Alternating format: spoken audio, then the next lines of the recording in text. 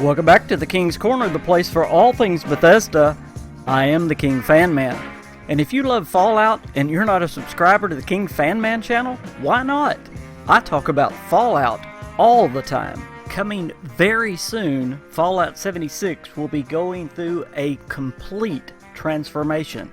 In fact, this transformation will be so thorough. If you played back at the beta and have not played since, you will not even be able to recognize Fallout 76. Now, this transformation is based on fan feedback, on request, and on the hopes for the future of the game. That would be the fans' hopes for the future of the game. Well, Bethesda was listening, and in a much more major way than most fans would have ever imagined.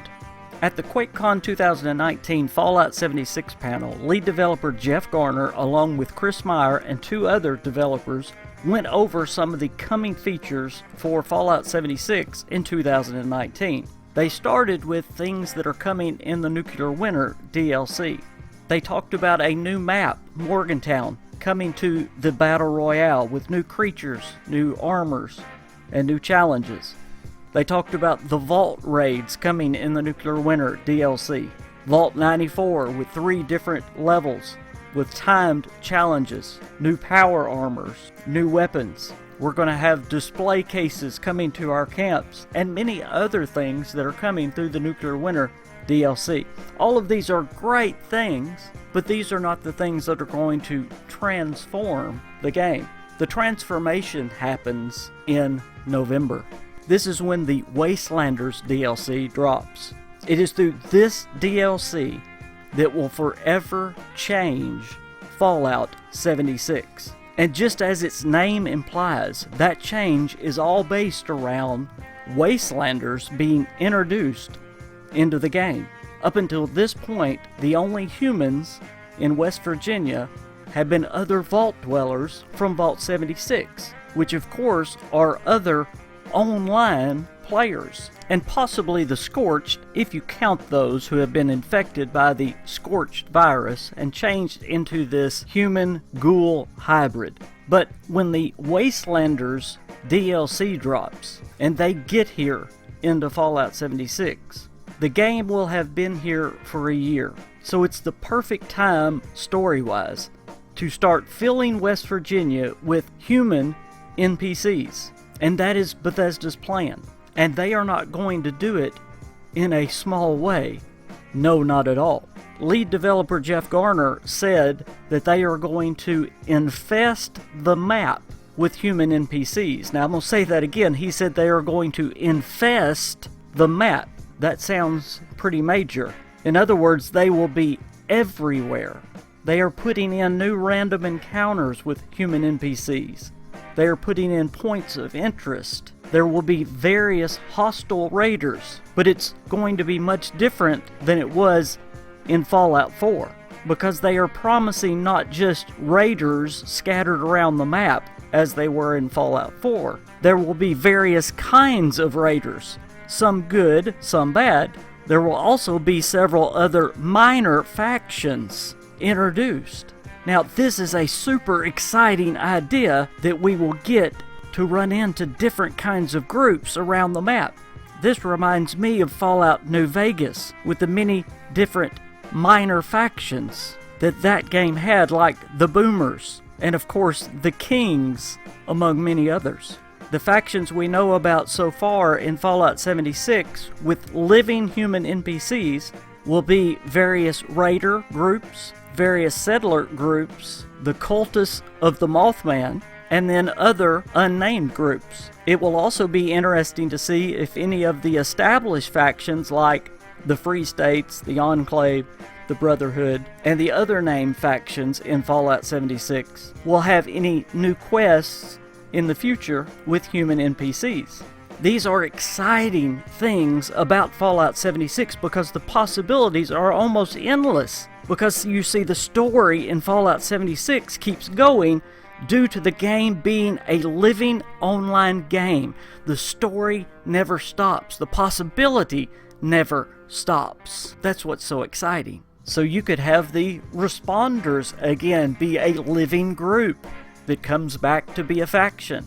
Now it may not be, but I'm just saying you could have any of these groups come back to be a living, thriving faction in Fallout 76 now that human NPCs are being introduced. Now all of these human NPCs, with which we will have a full dialogue tree, and this dialogue tree will be the Fallout 3 type dialogue system, not the Fallout 4 dialogue system, will definitely fundamentally transform the game. But that's not all.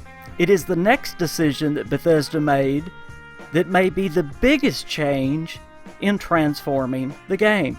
Along with these NPCs and the dialogue system, they are instituting a reputation system. Now, some of you that are old enough that have played some of the older Fallout games will remember the karma system. Now, this has some similarities to the karma system. It will make the choices that you make matter significantly. Every decision you make with the settlers or the raiders, it will affect your reputation with that group, and thus affect how they treat you. There will be various skill checks, and it will also make the perks matter much more, not only in charisma, but many other categories. Jeff Garner again said about the choices in the game that they are making Fallout 76 a fully fledged RPG full of choices that matter. Now this is of course very welcome to any Fallout fan, or true RPG fan for that matter, and should be for any Bethesda game fan. Jeff Garner again talked about having situations where there are multiple different choices and different avenues you can go with different outcomes. That is what Bethesda fans have been longing for. So if they can pull this off, this is exactly what Fallout fans have been longing for. So the world will now look totally different. It will be infested with human NPCs. The game will be different because the story is now going to be based,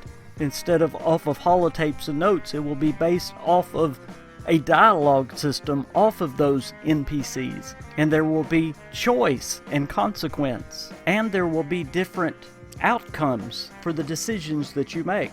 Now, also, with the NPCs in the world, there will be the option of companions, something fans have been asking for from day one. Now these are going to be fully romanceable companions. Now they will stay mainly at your camp, and there's a very good reason for that.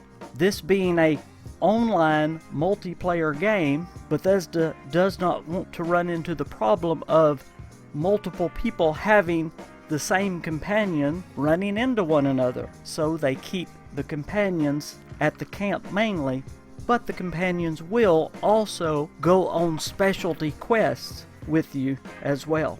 Now I do wonder how them being at your camp will affect your camp.